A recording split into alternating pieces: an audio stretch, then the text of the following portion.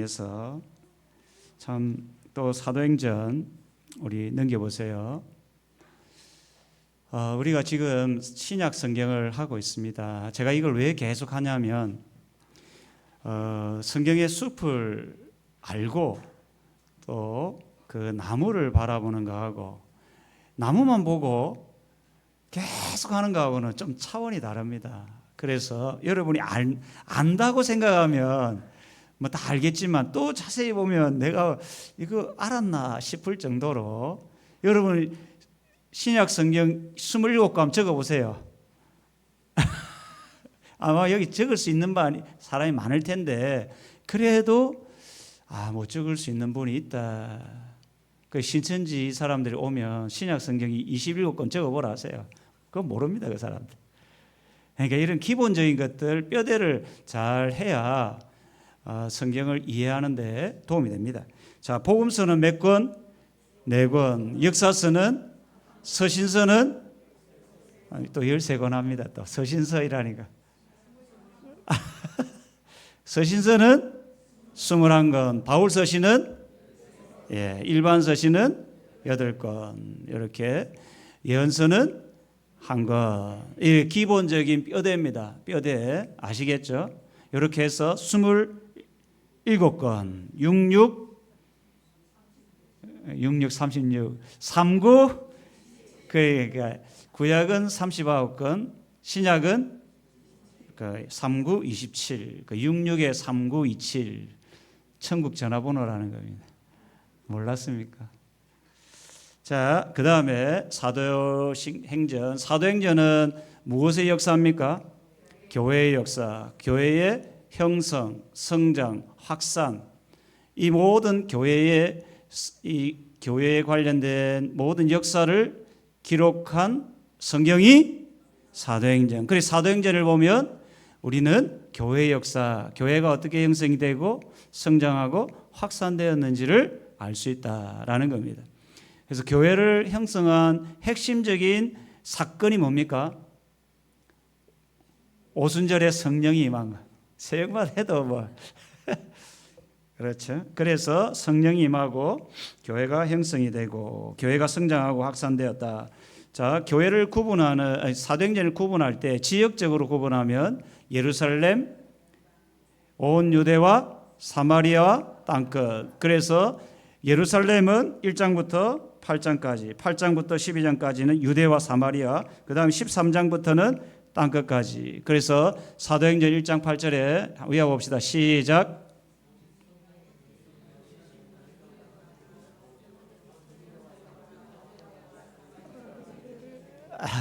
이러는데 지금 우리가 사도행전을 이게 뭐 성경 암송한다고 뭐 큰 차이가 없지만 그래도 아주 중요한 구절 정도는 외울 필요가 있습니다. 그래서 사도행전을 어떤 맥을 짚을 수 있는 겁니다. 사도행전 1장 8절 시작.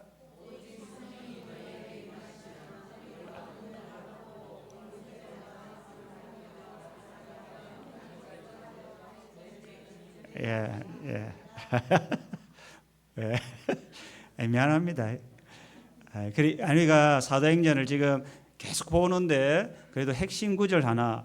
그래서 사도행전을 지역적으로 보면 예루살렘, 온 유대, 사마리아, 땅끝 이렇게 성경을 나눌 수 있습니다. 그리고 인물로 이야기하면 1장부터 8장까지는 베드로, 그 다음에 8장부터 12장까지는 베드로와 빌립이 연결이 되어 있고 그 다음에 13장부터 28장까지는 바울, 그 곁에 뭐 바나바가 도왔지만 주도적으로 교회의 큰 역사를 이루었던 사람이 베드로와 바울, 이 두 사람이 축을 이룬다는 겁니다. 사도행전에. 이게 하나의 큰 그림이라는 겁니다. 그림을 보고 하나하나 짚어가는 겁니다. 자, 이것도 마찬가지입니다. 사도행전에는 여러분이 알고 있는 바울 서신이 대부분 사도행전과 맥을 같이 하는 겁니다. 아시겠죠? 사도행전을 알아야 바울의 서신을 이해하는데 도움이 된다는 겁니다. 그래서 최초의 서신 갈라디아서의 핵심은 뭡니까? 복음이냐 율법이냐 이 두 개입니다. 하나 그냥 크게 갈라디아서가 뭐냐 하면 복음이냐 율법이냐, 이렇게 큰 핵심을 딱 깨어야 그 성경이 어떤 이야기를 하는지를 이해하는 데 도움이 된다는 겁니다. 아시겠죠? 갈라디아서 뭐라고요? 복음이냐 율법이냐. 그것 때문에 예루살렘 공회가 열리는 겁니다. 공회는 핵심이 뭐냐고요? 복음이냐 율법이냐. 왜 이게 열리게 됩니까? 지난 시에 있죠. 이방인들이 주께로 돌아오니까. 이방인들은 뭘 모릅니까? 율법을 모르니까. 유대인들은 그들에게 뭘 자꾸 행하라 합니까? 할로 이야기합니다. 할례를 행하라는 거예요. 그래서 공회에서 더 이상 이방인들에게 짐을 지우지 마라, 이 결론이죠. 그래서 율법이냐 복음이냐, 이게 굉장히 중요한 이슈였다는 겁니다. 갈라디아서, 그 다음에 2차 전도 여행 때 데살로니가 전서 후서, 그리고 3차 전도 때 고린도 전서 후서, 그 다음에 로마서. 이게 하나의 그냥 숲이라는 겁니다. 숲. 아시겠죠? 그러니까 이 정도를 알고 있으면 나중에 고린도 전서 후서 로마서가 좀 도움이 됩니다. 그 다음에 28장 이후에 감옥에서 이제 뭡니까? 22장부터 28장까지가 이제 바울이 예루살렘에서 로마까지 가는 여정이고 이제 감옥에 갇히죠. 그 옥중에서 기록한 서신이 에베소서, 골로새서, 빌레몬서, 빌립보서, 오늘 에베소서 했죠. 여기 옥중 서신이다. 그리고 로마에서 풀려난 뒤에 이제 기록한 성경이 디모데전서, 디도서. 이거는 무슨 서신이에요? 목회 서신이라죠. 그러니까 디모데와 디도가 목회할 때 바울이 이렇게 교회를 섬겨야 된다, 이런 내용이죠. 목회 서신이 그런 거 아니겠어요? 그래서 이런 것들을 보는 겁니다. 그리고 그 다음에 바울이 마지막으로 기록한 서신이 디모데후서. 그 디모데후서에 바울이 이제 순교하죠. 이때가 네로 황제 때 통치. 그래 베드로전서 후서도 그 디모데후서와 거의 비슷한 시점에 굉장히 극심한 핍박이 이루어질 때 베드로 전후서가 기록되는 겁니다. 자, 이렇게 대충 하고 이제 사도행전이 계로는 넘어가고, 자, 그 다음에 계로 넘어가겠습니다. 자, 그 다음에 쭉쭉 넘어가세요. 그 다음에 오늘 사도행전 1장 3장을 잠깐 보겠습니다. 3장. 자, 사도행전, 자, 이걸 보면, 자, 우리가 지금 새벽 기도에 대해 보지만 지금은 조금 더 구체적으로, 뭘 자꾸 만집니까?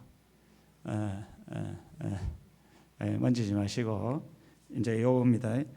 자, 언제 일어난 일인가? 제9시죠. 9시는 여기서 보통 6시간을 더하면 9시 더하기 6하면 몇 시입니까? 3시죠? 9시라고요. 9시 더하기 6하면 오후 3시죠. 그래, 오후 3시에 기도하러 갈 때 이제 성령 충만을 받은 베드로가 뭐 합니까? 이제 나면서 걷지 못하던 사람을 만납니다. 그 만남의 장소가 어떤 곳입니까? 미문. 이 미문은 특별한 뭐 의미도 있겠지만 그야말로 아름다울 미의 대문문입니다. 그래, 아름다운 문, 황금의 문, 이렇게 됩니다. 자, 요거를 잠깐 보면 그 다음에 넘겨보세요. 자, 미문이 이제 요 잠깐 우리가 보면 이방인의 뜰, 여인들의 뜰, 이스라엘의 뜰, 제사장의 뜰, 이렇게 구성이 되어 있습니다. 성전의 구조가. 그 성전 안에 성소가 있고 지성소가 있습니다. 그래서 유대인들이 이제 이방인의 뜰은 이방인들밖에 있지 못합니다. 여기에는. 그래서 이방인의 뜰에서 여인들의 뜰 사이에 아름다운 대문이 무슨 문이라고요? 미문. 요 앞에 이제 나중에 솔로몬 행각에 사람들이 모이죠. 그 솔로몬 행각은 이방인의 뜰 바로 앞에 이렇게 사람들이 여기에 모여드는 겁니다. 나중에 이제 나면서 걷지 못한 사람이 걸어갈 때 막 솔로몬의 행각에서 모여 있는 장면이 나오죠. 요 미문이 여기다 아름다울 미 요거 구약할 때 우리가 종종 봤죠. 자, 그다음 넘겨 보세요. 자, 여기서 이제 베드로가 이제 요한이 한마디를 던집니다. 뭐라고 합니까? 우리를 보라. 이 영어 한마디 적었습니다. 미안합니다. 영어도 못하는 사람이 영어를 적었어요. 예, 이제 누가 나를 보라 하면 look at me 하죠. 나를 보라. 나를 좀 봐라. 나를 보라는 겁니다. 집중해서 보라는 겁니다. 집중해서 보라. 그래서 여기에 이 한글 성경에는 안 나와 있지만 이 사람들이 보라 하는 소리를 듣고 즉시 쳐다봤다는 겁니다. 뭐 하려고 쳐다봤겠어요? 1번 뭐 받으려고? 돈 좀 받으려고. 음식 좀 받으려고. 그렇지 않겠어요? 이 나면서 걷지 못하는 사람이 성전 미문에서 얼마나 많은 사람을 만났겠어요, 여러분? 거기는 정말 제사장도 많은 사람들이 자기 곁을 지나갔겠죠. 그래서 어떤 사람은 돈을 주고 음식을 주고 많은 도움을 받았겠죠. 사람들의 도움이 없이는 살아갈 수 없는 그에게 베드로가 나를 보라라는 겁니다. 자, 여기서 우리는 한번 생각해 볼게. 교회는 무엇을 세상 사람들에게 줘야 하는가? 돈입니까? 음식입니까? 정말로 줘야 될 게 뭔가? 우리는 구제도 해야 되죠. 돈을 주고 음식을 줘야 됩니다. 그런데 교회는 사회복지단체가 아니라는 것을 알아야 됩니다. 철저히 구분이 돼야 됩니다. 교회는 구조돼야 되고 음식도 줘야 되지만 근본적으로 교회가 줘야 될 최고의 선물은 교회가 줘야 할 최고의 선물은 여기에 대한 여러분 분명한 확신이 있기를 바랍니다. 돈과 음식은 그 사람을 잠시 도와줄 수 있는 거지만 실제 그리스도는 그의 인생을 영원히 도와줄 수 있는 분임을 여러분 믿으시길 바랍니다. 그래서 베드로가 주었던 선물이 뭡니까? 은과 금은 내게 없거니와 나사렛 예수 그리스도의 이름으로 걸어라. 자, 이 나사렛 예수 그리스도의 이름은 무엇인가? 이 베드로가 경험했던 예수의 이름은 이름 자체는 뭡니까? 그 사람 존재죠. 하나님의 이름을 망령되이 부르지 말라. 그 하나님의 이름 자체는 하나님을 뜻하거든요. 그러니까 예수 그리스도의 이름은 예수님 그분입니다. 그분의 베드로가 만났던 예수는 어떤 분이었어요? 병자를 고치시고 무리를 걸으시고 죽은 자를 살리신 예수님을 그가 눈으로 보고 경험했다는 겁니다. 그런데 지식적으로 알고 있던 그 주님이 강력한 성령의 임재로 실제 자기 속에 완전한 예수로 다가왔다는 겁니다. 그러니까 머리로 알고 머리로 경험했던 그 예수님이 이전에는 몰랐는데 성령의 강력한 역사로 그 예수가 실제로 자기 속에서 역사할 때 그 주님으로 인해 병든 자가 나음을 받고 죽은 자가 살아나는 실제 그런 역사가 사도행전에 일어난다는 겁니다. 자, 그래서 중세 시대의 토마스 아퀴나스 이 사람이 굉장히 유명한 말을 남기죠. 중세 교회는 은과 금은 많았다는 겁니다. 여러분도 알다시피 은과 금은 오늘날 한국 교회처럼 한국 교회는 아니죠. 참 한국 교회도 굉장히 화려한 건물과 대단한 많은 사람과 화려한 참 그런 것들이 많이 있습니다.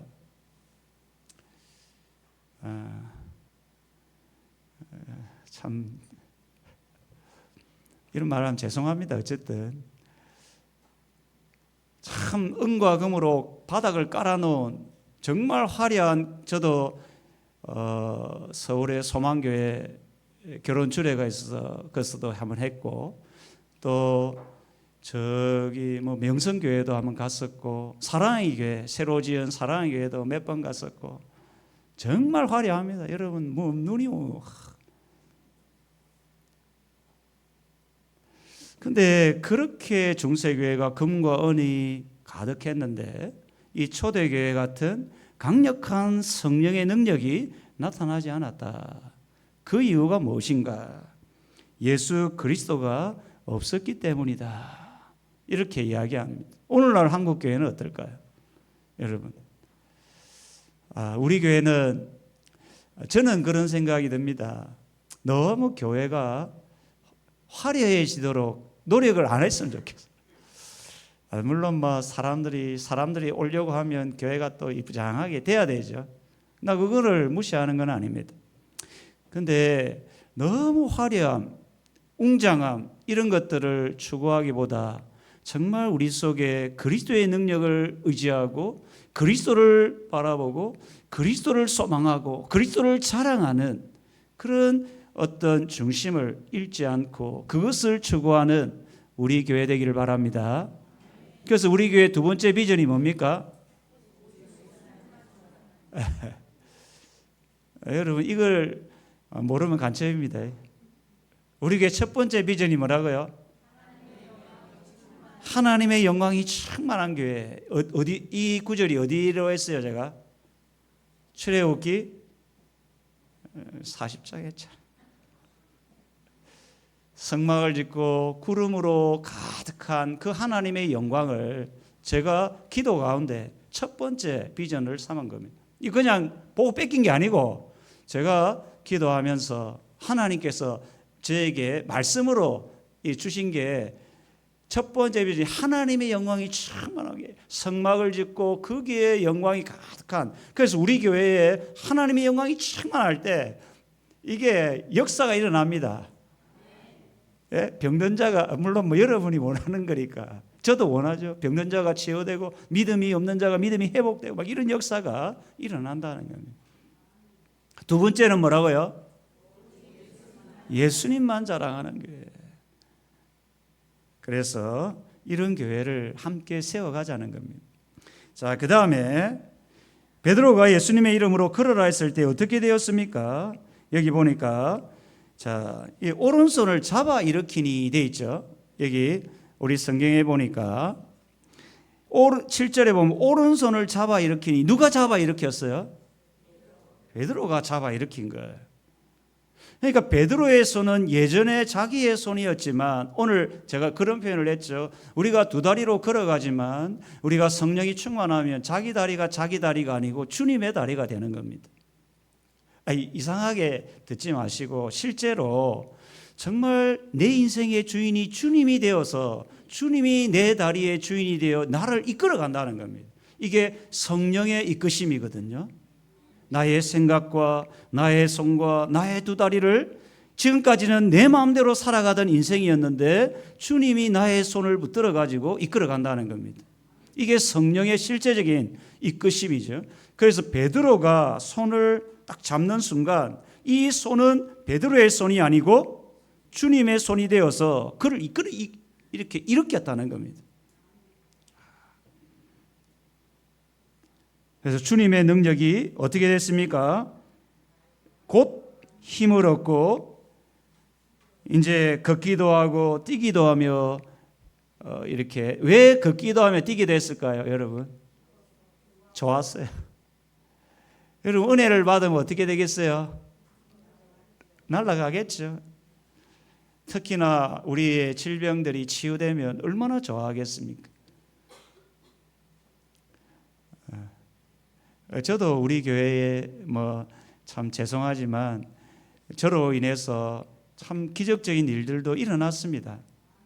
제가 한 게 아니고 여러분 저를 보면 안 됩니다. 때때로 하나님이 강력한 성령의 이끌림을 받으면 이 성령이 이끌어가게 하시거든요.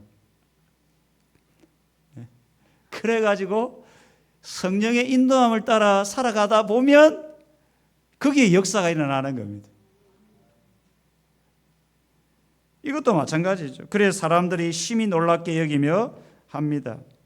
자, 우리가 이걸 한번 생각해 봅시다. 다음, 왜 하나님이 치유하셨을까? 여기에 대한 질문을 한번 던져봐야 합니다. 왜 하나님 치료했을까? 첫 번째는 복음을 잘 받아들이도록 하는 수단입니다. 이 치유와 기적의 역사는 그러니까 복음을 잘 받아들이도록. 그래서 지금 선교지에서도 이 기적적인 일들이 종종 일어납니다. 왜요? 이분들이 복음을 잘 받아들이도록 이런 치유와 기적의 역사를 누가 일으킵니까? 하나님이 일으킨다는 겁니다. 그 우리 교회에서도 하나님이 부족한 종을 통해서 그런 일들을 해 나가신다는 겁니다. 사람들이 복음을 잘 받아들이도록. 그리고 또 하나는 뭡니까? 이 치유는 이 베드로가 누가 보내신 사도이다? 하나님께서 보내신 사도임을 드러내는 수단입니다. 그래서 어떤 하나님의 말씀을 선포할 때 그 선포를 통해 기적의 역사가 일어나면 저 사람을 하나님이 사용하고 있구나. 그게 보는 겁니다. 그래서 이적은 자신의 신비한 능력을 드러내는 수단이 되면 안 되고 누구요? 예수 그리스도만 드러내는 도구가 되어야 된다라는 겁니다. 그 다음에 또 하나의 질문. 우리가 이제 이것은 제가 누누이 말씀하는 거지만 우리의 최고의 선물은 무엇인가? 이 나면서 안전뱅이의 최고의 선물은 무엇인가? 설날 최고의 선물은 무엇인가? 뭐니 해도 뭡니까? 머니죠. 이게 뭐 어머니들이 가장 원하는 여러분 돈 좀 주세요. 자, 그 돈과 좋은 음식은 나면서 걷지 못하는 사람에게 일시적 기쁨만 제공합니다. 그런데 그의 인생 가운데 획기적인 변화를 일으키는 진정한 최고의 선물 뭡니까?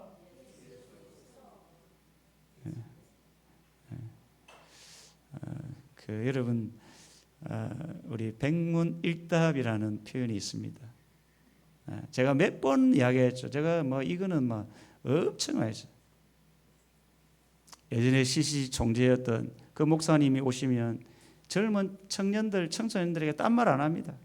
머릿속에 뭐만 심는다고요? 여러분의 인생을 구원할 분이 누굽니까? 길이요 진리요 생명이 누굽니까? 교회를 세우신 분이 누굽니까? 그것만 다 청년들이 수련회 마치면 뭐만 생각합니까? 그 목사님을 생각하는 게 아닙니다. 여러분도 마찬가지입니다.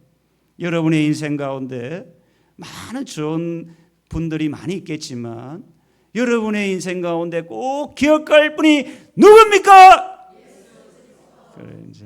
그 모르면 간첩이라는 그 그리스도 이름에 뭐가 있다고요? 능력이 있다라는 겁니다. 자, 1번 해봅시다. 성전 미문에서 어떤 사건이 일어났습니까?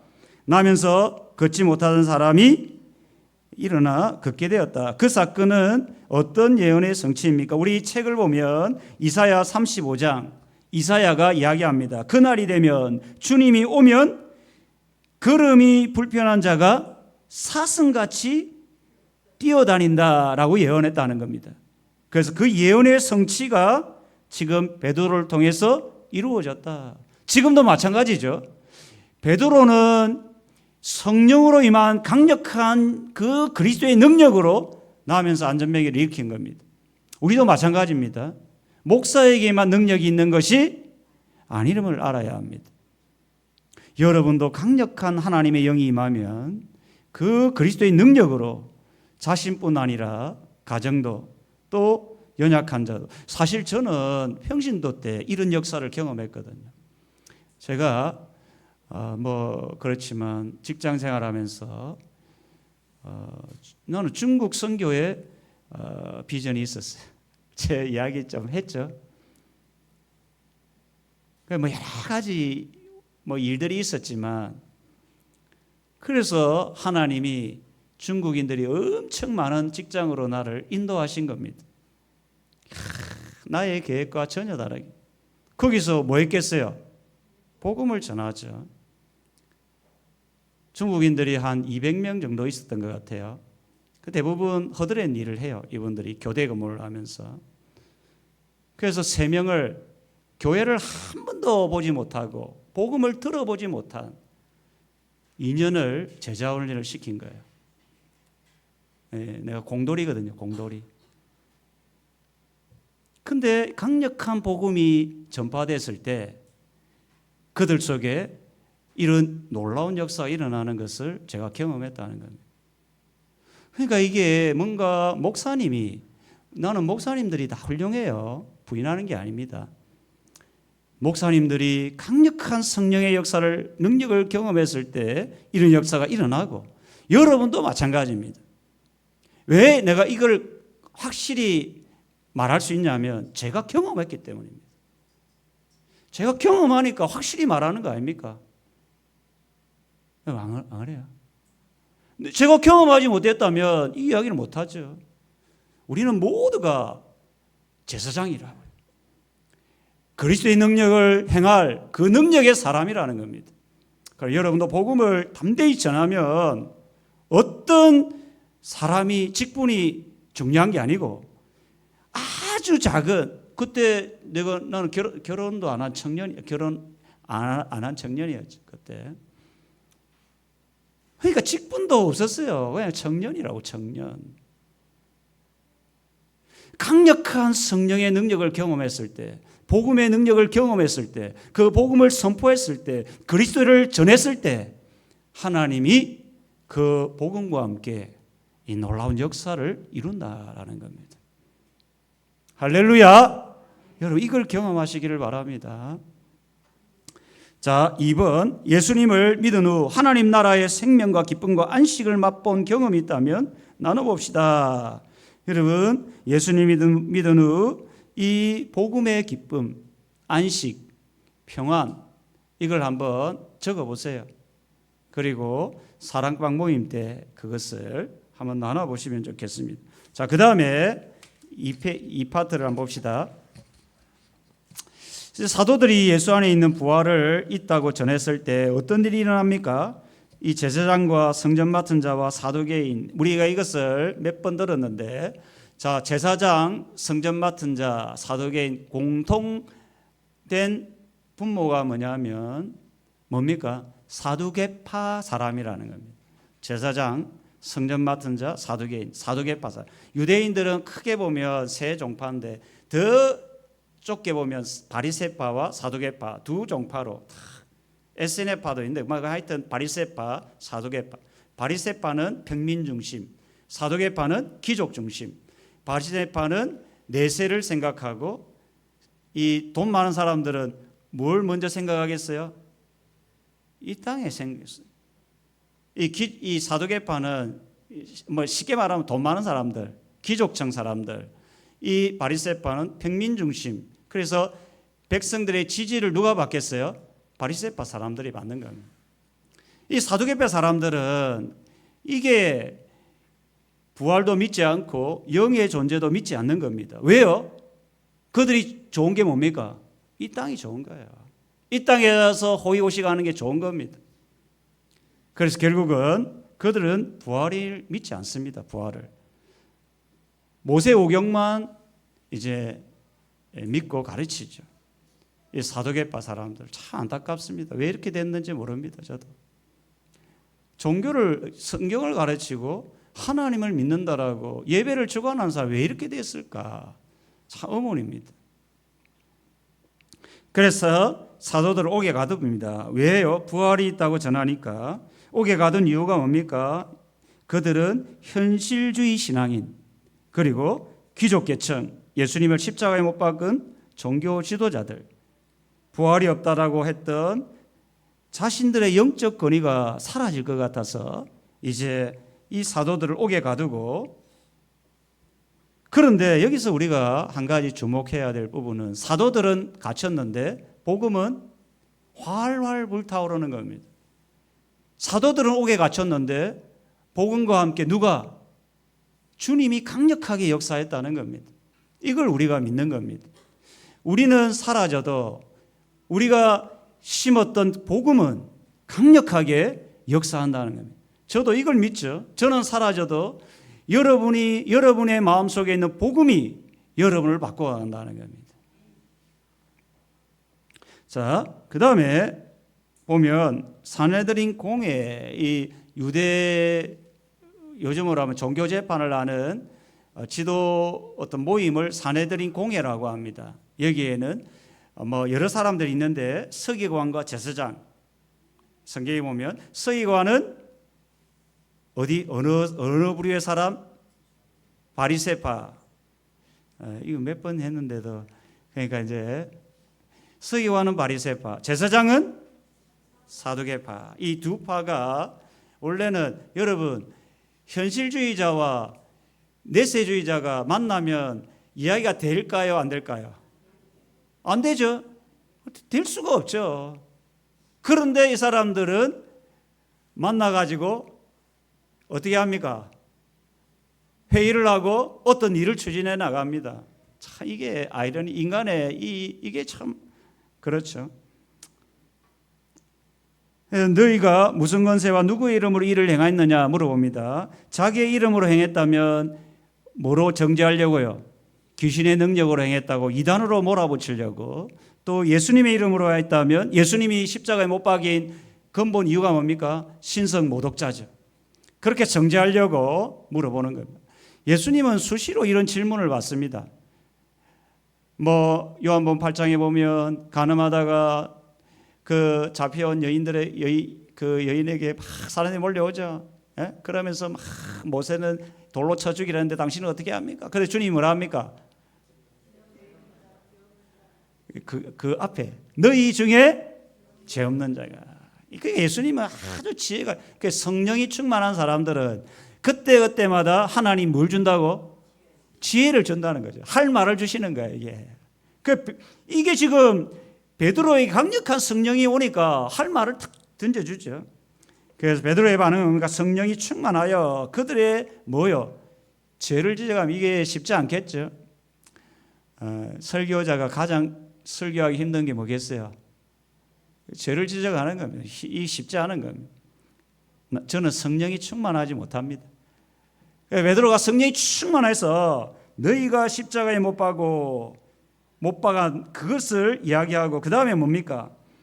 하나님이 죽은 자 가운데 살리신 예수의 이름으로 건강하게 되었음을 선포합니다. 자, 그 다음 그러면서 베드로는 시편 118편 22절을 인용합니다. 그러니까 베드로 여러분 요한복음 14장 말씀을 꼭 기억해야 합니다. 예수님이 내가 떠나면 너희에게 뭘 보내준답니까? 그 성령이라고 표현 안 하죠. 또 다른 보혜사, 또 다른 보혜사죠. 그러면 또 다른 보혜사면 보혜사가 있다는 겁니까? 없다는 겁니까? 있다는 거죠. 그러면 처음 보혜사는 누굽니까? 확실하게 해보세요. 처음 보혜사는 누구라고요? 예수 그리스도. 또 다른 보혜사는 성령. 그러니까 예수님과 성령은 한 분이다라는 겁니다. 그러니까 베드로는 갈릴리를 다니면서 육신으로 계신 주님과 동행했다면 지금 베드로는 또 다른 보혜사, 예수님이 영으로 오셔서 주님 베드로와 동행한다는 겁니다. 이 또 다른 보혜사입니다. 또 다른 보혜사. 그 보혜사가 하는 일이 뭐라 했습니까? 그렇죠. 생각나게 하시고 내가 너희에게 말한 모든 것을 생각나게 하신다. 가르치고 생각나게 하신다. 그 사역을 하는 거죠. 그래서 베드로가 지금 설교를 할 때 지금까지 기억나지 않았던 이 어떻게 기억나겠습니까? 시편 말씀을 여러분 모든 걸 다 기억합니까? 아니죠. 그래서 저도 가끔 전도하다 보면 저도 전도하고 복음을 전하고 요즘은 외국인 일본 사람도 복음을 전하는데 제 입에서 정말 내가 생각지도 못하는 말이 툭 튀어나옵니다. 제가 청년 때 조선족 3명을 제자훈련 2년을 할 때 내가 무슨 신학을 배웠겠습니까? 성경을 배웠겠습니까? 그런데 그때마다 성령께서 그 사람의 꼭 해야 될 말을 하게 하신다는 거예요. 그러니까 그 3명이 내가 본 적도 없는 사람이 나를 따르는 거예요. 나를 따르는 거예요. 이런 역사가 일어난다는 겁니다. 이렇게. 그래서 아이들이 성령을 받으면 하나님이 지혜를 얻고 하나님의 지혜로 살아가는 거죠. 그래서 이 베드로가 이 예수리들 시편 118편 22절을 인용해서 건축자들의 버린 돌, 건축자가 누굽니까? 집을 세우는 자이 누굽니까? 종교 지도자죠. 종교 지도자들이 그 유대교를 세워가는 겁니다. 유대교의 두 기둥이 뭡니까? 성경과 율법이죠. 이 두 개를 가지고 유대교를 세워가는 겁니다. 그런데 그들이 누구를 버렸다고요? 예수님. 버린 돌은 예수님입니다. 십자가에 못 박았죠.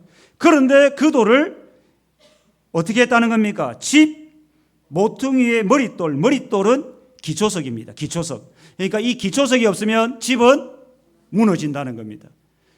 그런데 종교 지도자들은 열심히 자기 나름대로 뭔가를 세워가는데 그 기초돌인 주님을 버렸는데, 그런데 그 버린 기초석, 머릿돌이 누구라는 겁니까? 예수 그리스도. 이 기초석, 여기 집이 있죠. 집이라는 단어가 교회입니다. 그 교회의 기초석이 뭐라는 겁니까? 그러니까 우리 교회의 기초는 사람이 아닌다는 겁니다. 목사님도 아니라는 겁니다. 교회의 기초가 되는 분은 예수 그리스도. 그래서 교회는 그의 몸이니. 그러니까 예수님은 지금 이 땅에 있어요, 없어요?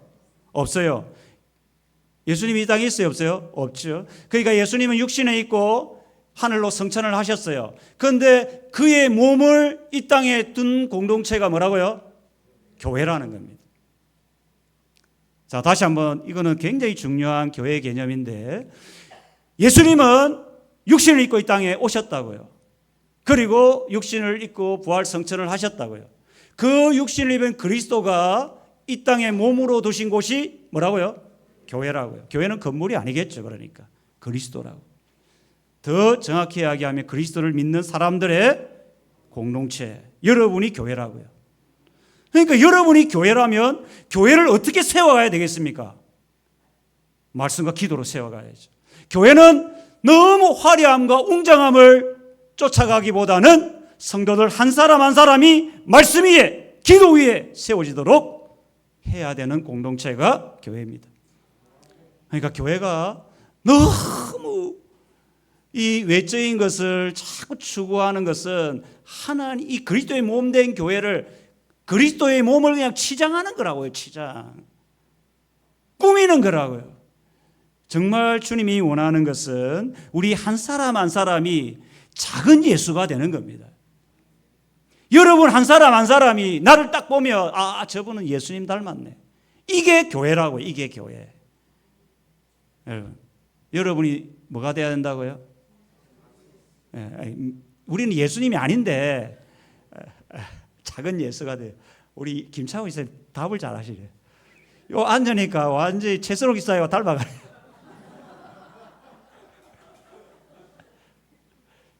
앞에 있는 사람은 금자리라고요. 그래요. 그러니까 왜 이게 중요하냐면, 감사해요. 미안합니다. 이름을 불러서 미안합니다. 괜찮아요. 알려줘야 돼.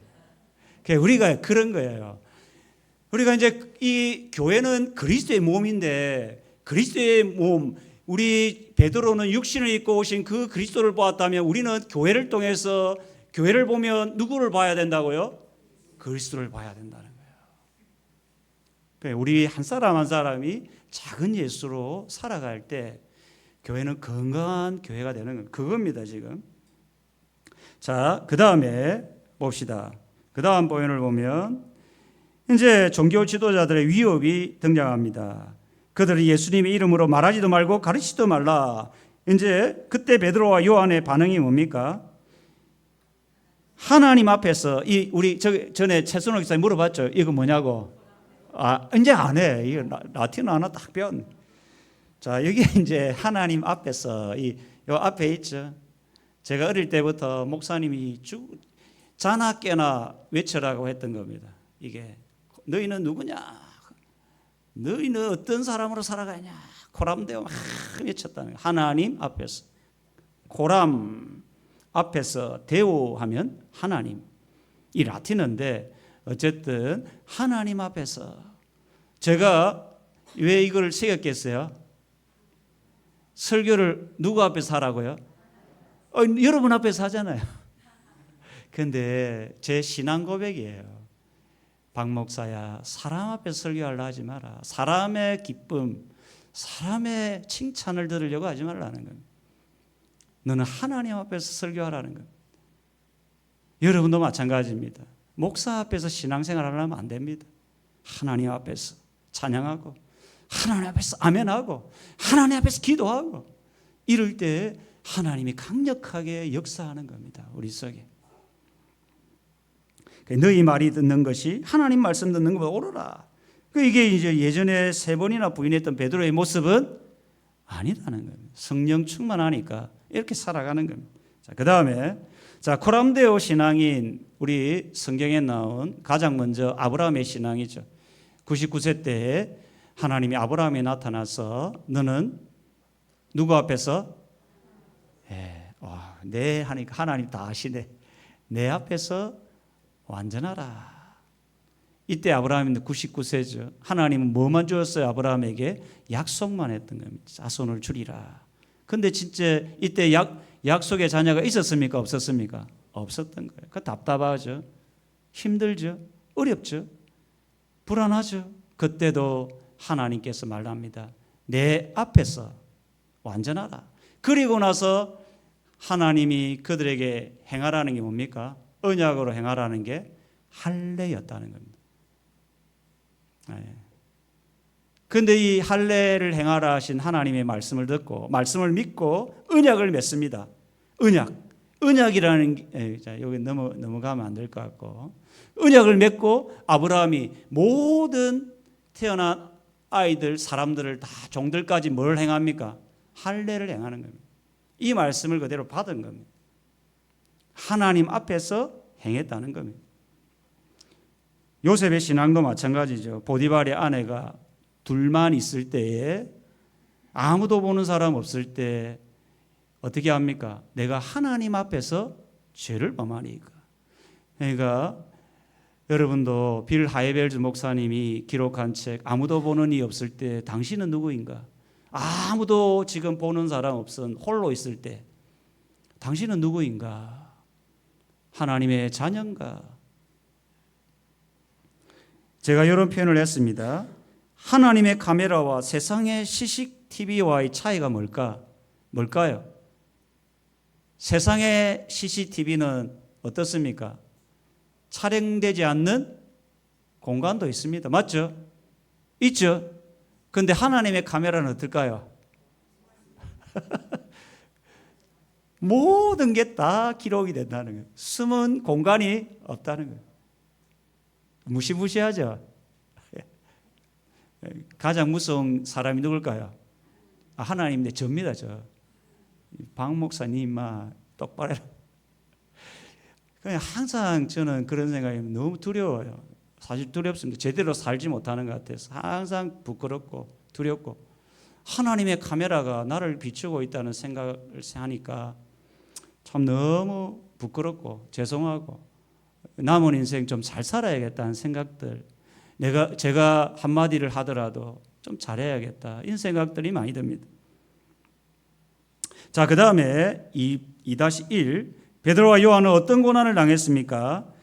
종교지도들에게 붙잡혔죠. 그 하나님 나라의 백성은 무엇을 기억해야 합니까? 사도행전 14장 22절인데 환난을 겪게 된다는 예수님의 말씀을 기억해야 된다라는 겁니다. 하나님의 나라 백성으로 신앙생활하는 중에 어려움이 닥친다면 어떻게 받아들여야 합니까? 이상히 여기지 말라는 겁니다. 베드로 요한도 이런 어려움을 겪게 되었다는 걸 기억하고 고난 가운데 너무 힘들어하지 말라는 겁니다. 자, 그 다음에 마지막 3번, 사도들이 동료들에게 말했을 때 반응은 어떠합니까? 보면 한 마음으로 대주제요. 대주제가 뭡니까? 세상의 통치자, 주관자입니다. 그분에게 이제 기도하는 겁니다. 그리고 시편 2편 다윗의 고백을 인용하죠. 그러니까 이게 왜 중요하냐면, 이 상황을, 이 사람들은 굉장히 성령 충만하니까, 이 모인 무리들이 다 성령 충만한 사람이거든요. 그러니까 이 상황들 있죠. 이 상황이 어떤 상황입니까? 사도 베드로와 요한이 옥에서 풀려난 이 상황을 어떻게 해석하는 거예요? 여러분, 우리가 이제 어떤 상황을 해석하는 게 굉장히 중요하거든요. 우리가 고난을 당하고 어려움을 당하고 좋은 일이 당하는데 그 상황을 하나님 편에서 하나님 말씀으로 해석하게 하는 분이 누구라고요? 성령 하나님이라는 겁니다. 그래서 성령 충만한 사람들이 베드로와 요한이 말하는 걸 이 모든 상황을 딱 듣고 성령께서 딱 말씀을 주는데 그게 시편 2편이었다는 겁니다. 놀랍죠? 여러분도 그럴 수 있죠? 어떤 상황을 딱 만났을 때 하나님 말씀을 딱 생각나게 하는 거예요. 그래서 그 말씀을 막 선포하는 거예요. 시편 2편이 그렇다는 겁니다. 그래서 다윗의 입에 통해서 다윗이 뭘 이야기합니까? 열방이 분노하며 족속들이 헛살을 경한다. 하나님을 대적하는 일 자체가 뭐라는 겁니까? 헛살하는 겁니다. 그래서 나에게 일어난 모든 상황과 이 사건들을 하나님 편에서 말씀으로 재해석하는 게 신앙입니다. 어떤 면에서 여러분, 이 신앙이라는 게 뭐냐면 나에게 다가온 모든 상황을 하나님의 말씀으로 하나님 편에서 재해석하는 겁니다. 그러니까 해석하도록 우리에게 도움을 주는 분이 누구라고요? 성령 하나님. 그래서 이분들이 그랬다는 겁니다. 그래서 동료들이 기도한 내용이 뭡니까? 굽어 보시고 도와달라는 거죠. 우리 굽어 본다는 게 뭡니까? 이렇게 굽어 본다는 거죠. 자세히 봐달라는 겁니다. 굽어 본다는 거. 그리고 담대히 이들이 왜 감옥에서 나왔습니까? 복음을 전하도록. 그런데 성령 충만하니까 또다시 말씀을 전하도록 하는 겁니다. 놀랍죠? 그리고 병을 낫게 하시옵고. 자, 우리 교회도 저는 이런 기도를 합니다. 하나님께서 우리 매일 새벽마다 기도하죠. 병자를 위해 기도하죠. 왜 기도합니까? 낫게 해달라는 겁니다. 하나님께서 이 말씀에 근거해서 저도 새벽마다 사람들의 이름을 불러가며 기도하는 겁니다. 하나님이 지켜달라고. 자, 그 다음에 성령 충만한 사람들의 모습은 어떠합니까? 자, 성령은 그래서 물건을 동요하고 만물의 주인임을 고백하고 이러한 역사가 일어나는 겁니다. 이렇게 변화된 이유가 뭡니까? 그 변화를 시킨 원동력 뭡니까? 성령이라는 겁니다. 그래서 성령은 뭐라고요? 또 다른 이 보혜사는 요한일서 2장 1절에 대언자라고 표현. 똑같은 단어의 헬라어는. 그러니까 우리를 돕는 자예요. 보혜사라는 이름은 보혜사. 따라해보다 돕는 자. 그러니까 돕는 자라는 거예요. 또 다른 보혜사는 누구요? 육신을 입고 오신 성자 예수님. 또 다른 보혜사는 예수님이 영으로 오신 예수님. 또 다른 보혜사. 그분이 우리 안에 충만하면 이런 변화를 일으킨다라는 겁니다. 자, 그래서 성령 충만한 사람의 특징을 보면 변화가 일어나는데 하나 되게 하십니다. 우리 성령은 우리 교회가 여러분 지금 한 100명 정도가 등록해서 어른들만 그래 이제 신앙생활 보통 80명, 90명 주일 예배 오거든요. 그러면 이 사람들을 목사님이 하나로 뭉칠 수 있겠어요? 최순호 기자 대답을 못 한다고요. 누가 한다고요? 성령 하나님이 하나 되게 하신다는 거예요. 그리고 모든 소유가 하나님의 것임을 인정하는 신앙으로 변화되는 겁니다. 내 시간, 내 물질, 내 생명까지도 누구의 것이다? 하나님의 것임을 이렇게 변화시키는, 누가 변화시킵니까? 성령께서 자꾸 변화시키는 겁니다. 그리고 세 번째는 뭡니까? 복음을 담대히 전파하는 신앙으로 변화되는 겁니다. 오늘 성령 충만한 사람 주일 오전 예배 때 세 단어를 기억하라 했죠. 뭡니까? 찬양, 감사, 복종, 순종이죠. 이게 다 세 가지가 이것과 그 연결되는 이야기입니다.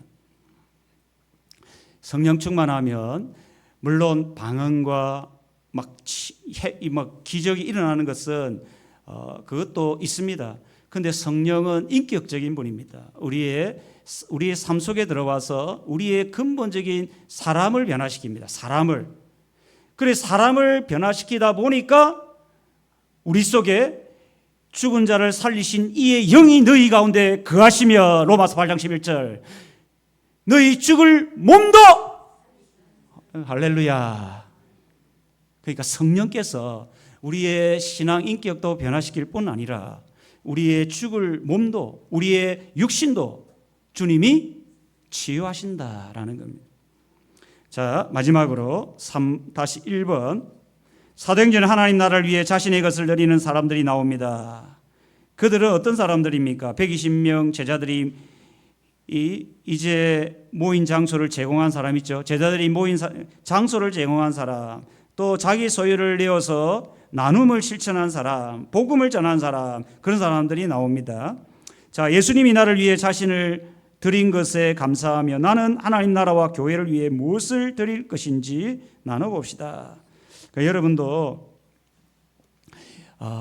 어떤 방식으로든 교회에서 우리 연세가 많은 분들은 기도로 우리 후원을 하셔야 됩니다. 하나의 공동체를 세워가시고 자기가 힘이 있다고 생각하면 어떤 것으로도 주님의 교회를 봉사하는 게 복된 겁니다. 복된 것. 여러분도 오늘 말씀을 따라 가능하면 뭐라도 한 가지라도 기도든 무엇이든 자기가 할 수 있는 것으로 하나님의 몸된 교회를 세워가는. 자, 교회는 뭐라고요? 예수 그리스도의 몸이라고요. 몸. 그래서 교회를 잘 섬기는 것은 누구를 잘 섬기는 겁니까? 예수님을 섬기는 거라고요. 그래서 여러분이 물론 교회는 건물이 아닌데 여러분 교회를 위해서 기도하고 교회가 아름다운 모습으로 세워져 가도록 기도하는 것 자체도 교회를 아름답게 세워가는 것이고 그리스도를 섬긴다라는 겁니다. 이런 생각을 가지고 여러분 할 수 있는 대로 아주 작은 거라도 교회를 위해 수고하고 헌신하는 여러분 되기를 바랍니다.